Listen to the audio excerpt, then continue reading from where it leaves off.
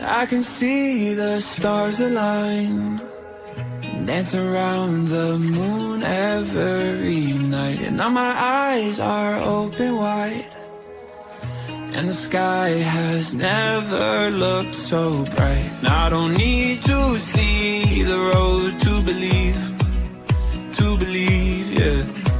'Cause this is where I'm meant to be, I believe. And I feel the magic everywhere. It's all around us, it's in the air.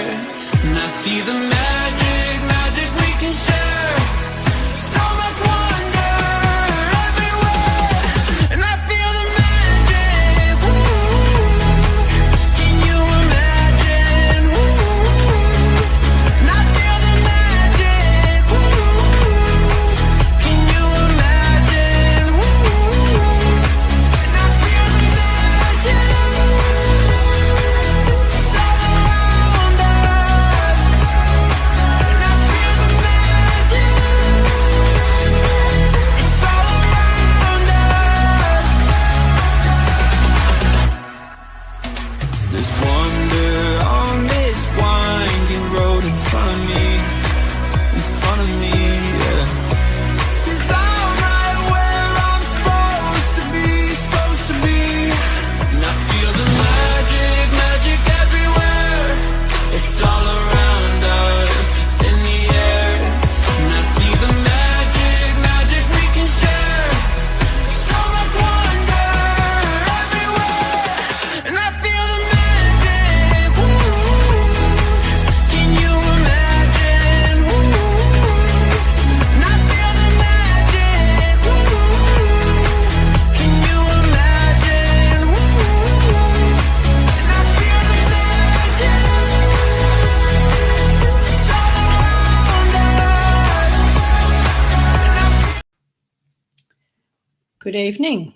Imagine if you could go back in time and choose parts of your life that you would change. Would you do it? And what would you change? What would be your reason for changing it? Hello, everyone. If we haven't met, I'm Gwenda, your host with Soul and Beyond. And I love Monday evenings coming to sit with you and share insights, messages, being the bridge between heaven, earth, and who knows where else. And who knows what beautiful messengers we're going to have through the show. But there's the thought for you. Imagine you could turn back time. Where would you go? What part of your life would you go back to? And what would you change? Knowing what you know now. Not much point going back if you didn't know anything from now, is there? Welcome, everyone, and welcome to those who will come back and watch the replay. Very delighted that you will do. Have a lot of fun as we do through the show. Let's see. Hi, Lisa. Hi, Karen. Hi, Twinkle. And hi, Tanya. Thanks very much for being here. So early to kick off with me. It's fabulous. Now we've got Dragon and the Hand and the Fairies really front and center tonight. And that tells me a lot because there's some very interesting realms coming front and center. We've had a little bit of contact with the elemental kingdom, specifically the fairies today, which was very, very nice for a client that had come for a healing, not a reading, for a healing. And the fairy kingdom were very present, which was very interesting. How many of you have had contact with the fairy kingdom, the angelic realm, pixies, gnomes? Anybody? So back to the topic that was brought forward, time. How often do you find yourself saying, I don't have time, I didn't have time, I can't do that, I haven't got time? But what about if you could go back in time? What part of your life would you go back to? And why? And what would you make different? What would be different from that time? See, everything in this world is a construct, and it is constructed by you. And I can hear you already. No, that's not fair. I wouldn't construct the things that have happened. I wouldn't construct this and I wouldn't construct that. Well, okay, let's say that. There's a couple of other factors that influence your construct. But everything in this world, in your reality, is your reality. It's nobody else's. You know, it doesn't matter whether you are experiencing the same thing as someone else, you will still experience it in your own unique way. And that comes from the filters that you look at through the lens of your perspectives and perceptions. And that's why when police take statements from witnesses, they're often so very different, and the recall is different. Even down to colours of a vehicle, colours of a shirt that someone was wearing. Why is that? It's because of the way that we choose to see reality, and time is exactly that. So let's see what you have to say. Good evening, Tanya.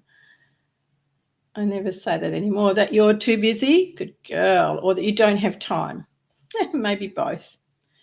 I'd change by looking after myself more so than looking after others so much. Nice one, Karen Mack. That's a nice recognition and realization. You're not here to actually be other people's servants. And then what's Tanya got to say? I don't think I would go back and change things as I've learned so much as a consequence. Clever. Interesting response, Tanya. I'd take a slower approach to different aspects, savor certain moments and events, some good and not so good. A slower approach. That's also an interesting thought on what you would do with time, going back in time. This week, we had the end of our summit, our questions and answers, time to sit with the authors out of the Gifts of Wisdom book that I'm one of the 22 authors, the internationally best-selling, top-selling book, which is just brilliant. Hello, Linda Gold. How are you? Good evening and welcome. And people were invited to join us, and I thank those that did. And they were invited to ask questions. Now, I'm thinking that the Michelle F. that joined us was our Michelle. It was, oh wow, Tanya, it was amazing. You would have all got emails that invited you to attend the summit. And there was 2 days, actually 4 days of the summit, and you could come backwards and forwards to it. It was incredible, so that you could meet each of the authors and ask them questions. One of the questions that was asked during my Q&A session was, are all spiritual people wise? And my initial response was no. The other question prior to that was, is being wise part of spirituality? Something similar to that. Why was my response to the question, are all spiritual people wise? Because they're not, especially in this particular time of spirituality and of the world. So when we think about wise, Somebody can be very wise in knowing how to plant a vegetable garden. Somebody can be very wise in knowing how to crochet a tablecloth. Someone can be very wise in reading the weather. It doesn't mean that they have the connection between spirituality, the spiritual self, and the wisdom. There is a difference between wisdom and wise depending on how you use the word. So for most of you know that the owl is my totem and it's also my logo. And I say, remember, I'm like the owl, I see all. And people say, oh, the wise old owl. So when they're using the word wise old owl, that is in reference to the wisdom of the higher self. The play on words, the understanding of words, all comes from your construct of your reality. That's why sometimes you will get very offended by what someone says when they look at you and like, huh? What? Where did you get that from? Why are you upset? Because the sender or the speaker wasn't meaning any form of upset. But the person hearing is hearing from some other place inside them that has got something going on, and those words trigger them.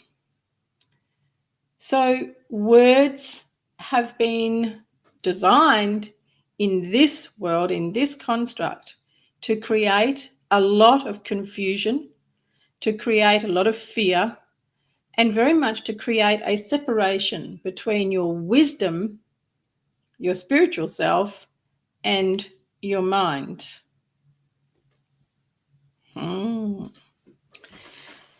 What's Lisa saying? If it was possible, I'd go back and spend a lot less energy on those that didn't deserve it.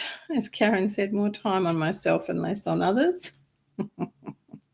I feel like they're different questions. Yes, they were two different questions, Lisa. You're right.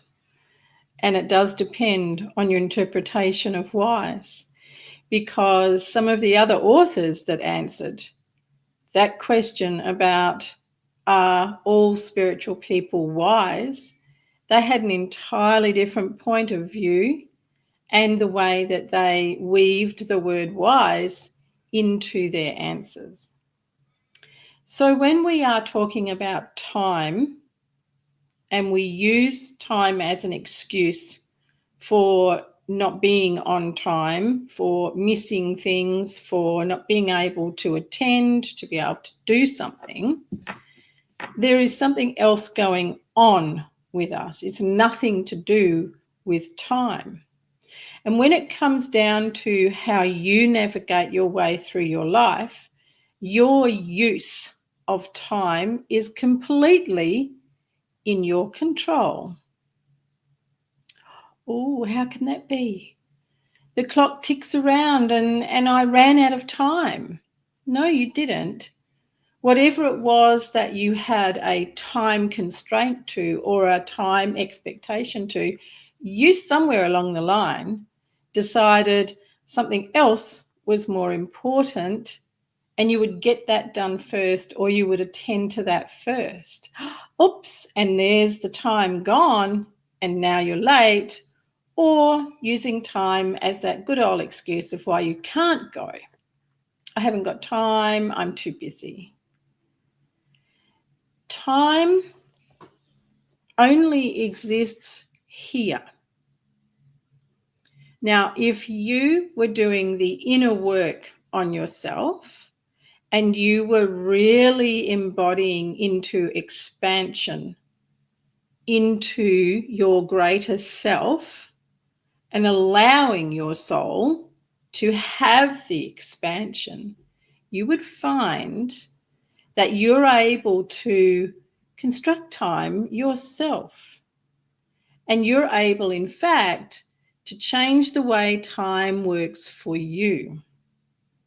So this also comes down to the kind of things you say. So, for example, you're in a traffic jam and you have an appointment somewhere. Now, let's say you didn't allow enough time to get to your appointment. Now you're in the traffic jam. Now you're cranky. And it's everybody else's fault that you're going to be late. Right, we've got two things going on here. One, you didn't organize yourself properly. You already put yourself in the line of fire at being under the control of time and the actions of other people.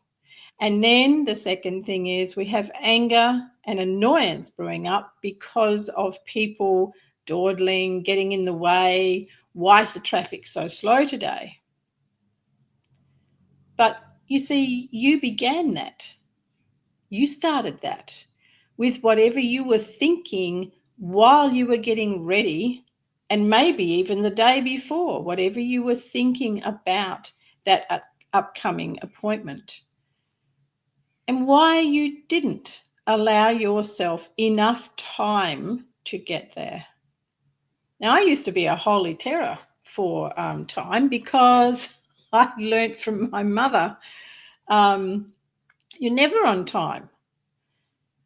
And it never fazed her, as it doesn't one of my sisters.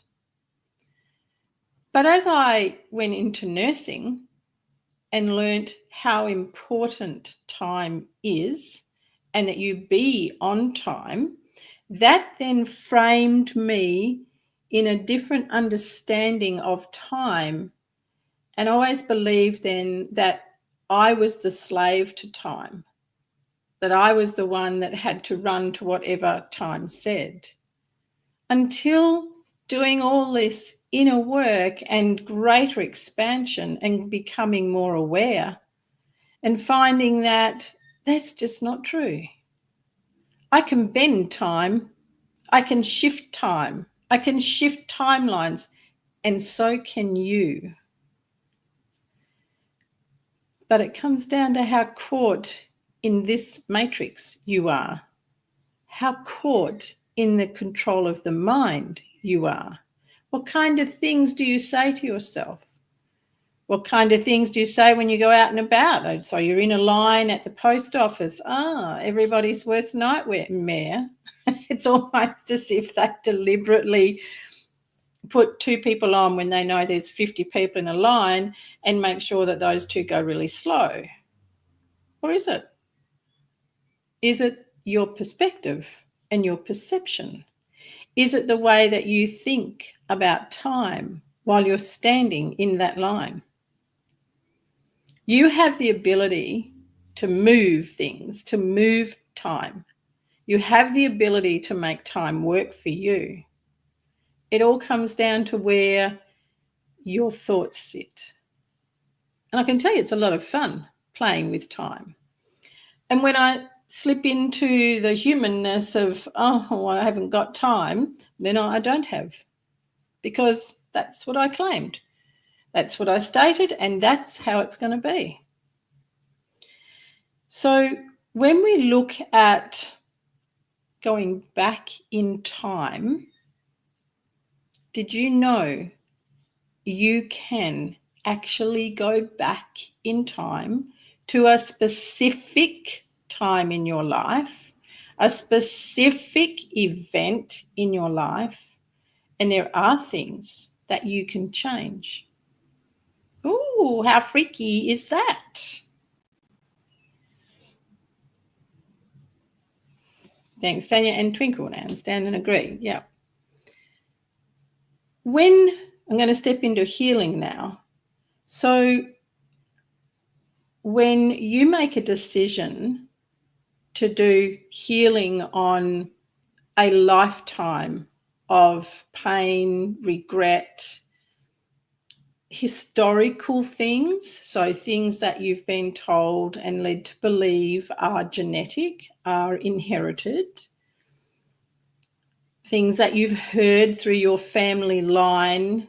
This is what our family has. When you heal that, you heal the past and the future. Have you heard that before? So this is working with time. It's coming to know a different awareness of what time really is. We have many timelines. We have many things in this world that run in parallel timelines, and you are on many of them all at the same time. Time. It's pretty spinny, isn't it? So if, for example, something took place in your life when you were 10 and it's still with you and it's still causing you issues, you can sit down and call in that version of yourself, and you can travel with that version of yourself to a specific time, event, situation. And what you change is how you decide to react, respond, and carry that situation. That then has an on-flow effect to your health, your wellness, your abundance, your relationships. And if you had children or you have siblings, it changes the relationship there as well. Sound pretty spinny, doesn't it? But that's how it works. You've done it before, Tanya. There you go. So when I say we can change time, we can go back in time and change it. No, we cannot go back and change history. What we can change is ourselves. Because whatever took place in that part of your life was your own doing, meaning however you responded, however you chose to carry it was your own choice. And it is that choice that you've then had the impact of as you've gone through your life. So when you go back and have a look and focus on that time and have a look at how you responded, and then decide to shift how you're going to respond, then you change everything. You cannot change another person's life. You cannot change the way another person behaves. We are only talking about you. You can change you in any given moment, and you can change your way of dealing with things throughout your life anytime. And what that does is changes things for you, and that's what matters. Now, this is where tremendous healing takes place. Healing on every level of yourself. Now, most of you have heard the term the inner child or the child within. And what that refers to is you as a child. Everything about you as a child is part of you. So quite often you can look at someone and think, oh my gosh, what a childish response. Well, they're acting like a child. And if you were to talk to a family member and you described to them what you saw this friend or person doing, they would laugh and say, oh my gosh, sounds like they're 8 again. That's how they behave when they're 8. You had picked that up by saying, oh, what a childish way to behave, without knowing that that's indeed what you're looking at. You are looking at the inner child acting out, because whatever took place for them at whatever the age was is now being triggered by what's going on with them in that moment. So the inner child holds keys to you being able to change your life. The inner child holds keys to your healing. I worked with a lady, different level. Tanya got a little bit more ahead. Because remember, a child, we're talking about you and the way you behave. So if you imagine yourself as a child, you wouldn't be thinking about forgiveness. You wouldn't know it. You would only be reactive and responding to whatever the feelings are and what you're receiving. So if you're deciding that person's being hurtful, nasty, rude, then you're going to respond to that. Does that make sense? So you wouldn't be in the forgiveness arena. And that's not what you would be going back for. You would be going back to look at yourself and find out what you can change about the way you decided to respond, react. So I was working with a lady thanks Tanya, out of the US today. She's actually one of our authors in the Gifts of Wisdom book. And she interviewed me, and that was another thing that you got a chance to do, was to listen, participate in and listen to the interviews of each of the authors, which was also phenomenal. And she was astounded by what came through, because she asked me, how can someone in their older years heal before they leave this world? And used herself as an example, saying, so for example, I'm 80. Yeah, she's 80 and writing books. And she's also doing self-development work with people. So I'm 80 and I want to heal something. Can I do that? So she was astounded, with what came through, because of course Spirit helped themselves and came through, and she was astounded. So I got to sit with her today, and she asked me about this neuropathy that has formed in her body. And she's very frightened that she won't be able to walk or drive any longer. Well, when we looked in, this neuropathy comes from the child within. Now, is that term making sense? The child within, the inner child. So this lady had an extremely traumatic time from the age of 3. So from the age of 3, her nervous system has been wrecked, absolutely wrecked, and it has never been healed.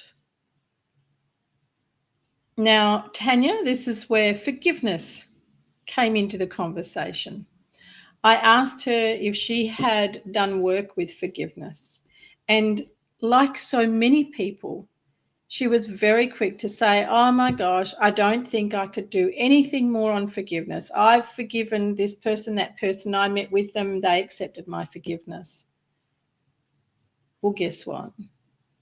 That's not what the inner child needs. Therefore, no healing takes place. And that form of forgiveness does not help. It might seem to bring a little bit of peace for a moment, but it does not heal. When you ask someone else to forgive you, or you ask them for their forgiveness, we are in the ego mind. And we want to be right. Because if someone says, I accept your offer of forgiveness, well, it's like a chook, look at me. I was right. They were wrong.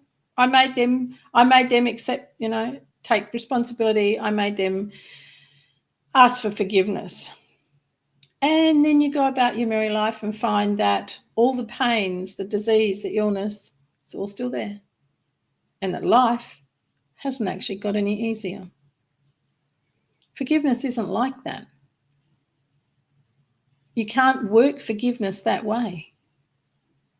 So when I was explaining to the lady that the neuropathy that she's experiencing, which is, I might say, an awful condition, comes from the inner child, the child within, who has been so very, very traumatized since being 3. And nobody, including the owner of that inner child, has ever addressed the inner child. Now, you might be thinking, well, I didn't have any trauma when I was a kid. Oh, mum and dad were a little bit strict. And what you're blocking out is the really lousy relationship you had with your sibling. And why are you blocking it out? Because it hurts. And you don't want to go there. And it's like, well, that was a long time ago, and she is still an idiot. We still don't really get on. Well, that's the ego covering for you, and no healing can come out of that. Whereas, if you were to go back in time and observe yourself reacting to whatever that sibling was doing and make a change, decide to react differently, decide to carry that war differently, everything changes.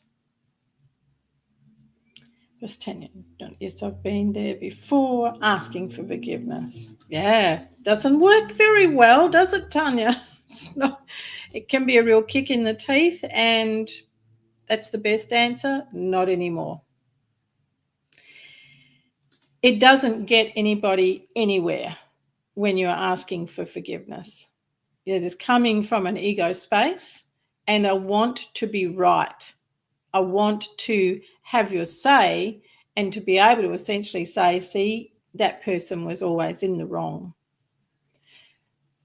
Whatever age you were when things took place that you would ask for forgiveness on or want forgiveness for, that version of you is held within and is not healed and cannot be healed until you're able to make that difference, to have a different perspective and take a different feeling about the situation. And remember, as we were saying earlier, it's never about the other person. So even when you're looking at the inner child, or if you like, the child within, you're looking at what they have experienced, how they have managed that experience, and how is that being carried through your life to present day. We're not looking at the other person.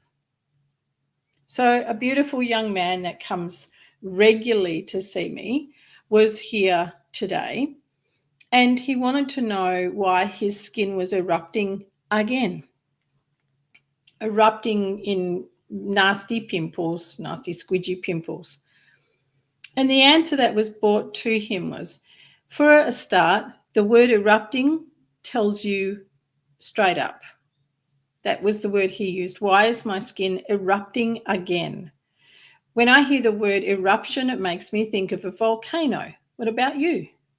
What do you think of when you hear the word erupt? So when a volcano goes off, everybody runs for cover, and it spews out molten lava and ash. Well, in human terms, you could say that was one heck of a blast of anger, resentment, frustration. So when this young man is experiencing these eruptions, the question is, why aren't you being honest about how you're feeling about yourself? If something has taken place with another person and your first go-to is, well, they did this, they said that. If they hadn't have, then you're going to erupt some more, because you're hiding from your own feelings and not being honest with whatever it is that you're feeling about yourself. Now, there's the key for you.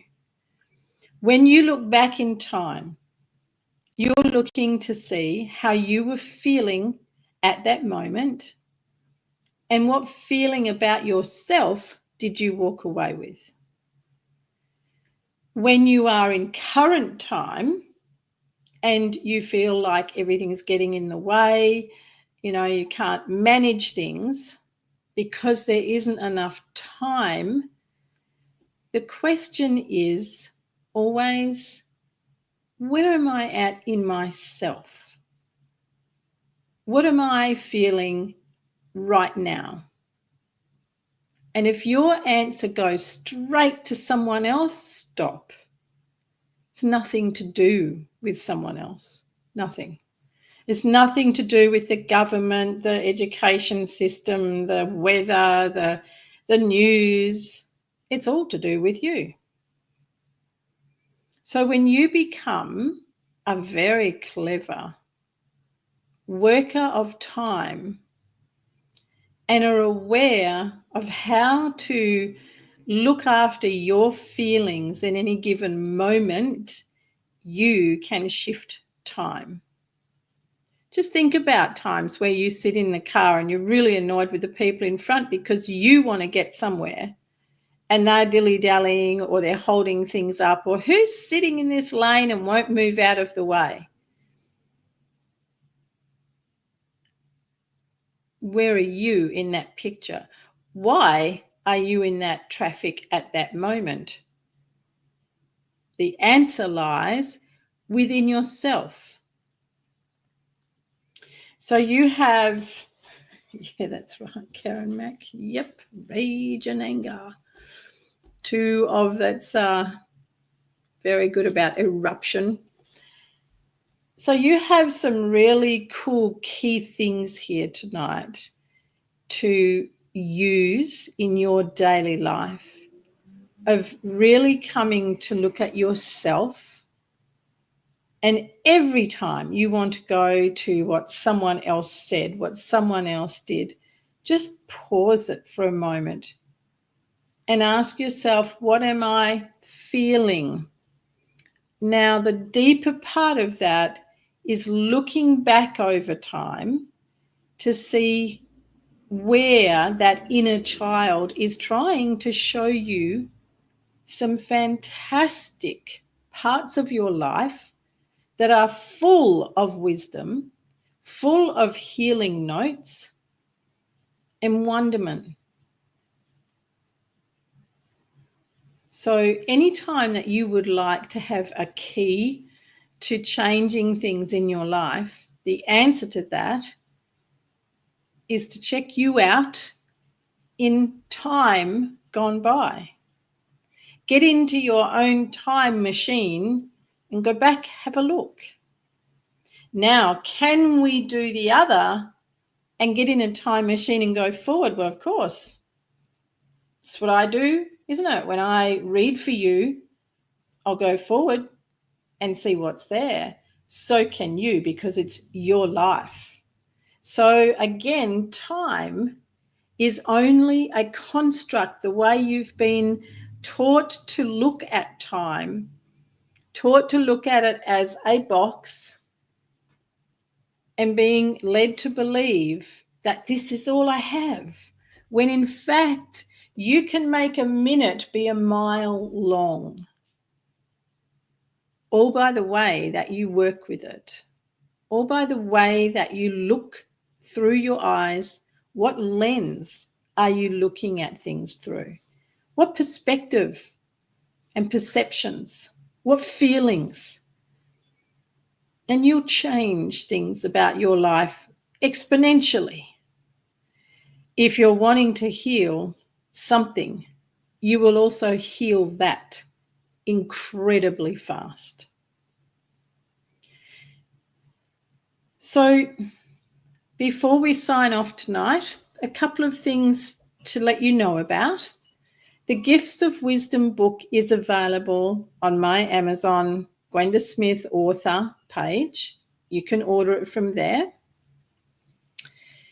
And from all accounts, as I said, it's an international bestseller, #1. So it's a book well worth having and gifting even. It would make a wonderful Christmas gift for someone. You can still sign up for and listen to the interviews and watch the summit. It's all free. What else is there? For my Perth viewers or even Eastern States viewers, if you know of anyone in the Perth area, Fremantle area, then I'm there in East Fremantle on Wednesdays where they can come for a healing, a holistic wellness assessment. What else? All sorts of things. Gut health. Gut health's a favourite topic of mine. Thank you, Tanya. So all you need to do is look up Gwenda Smith author or Gwenda Smith author on Amazon, and the books I've written and that are on there will come up and you can order it from there. I'd love you to have it. And I will be a featured writer on a Wellness Universe event soon. I'll also be writing an article in the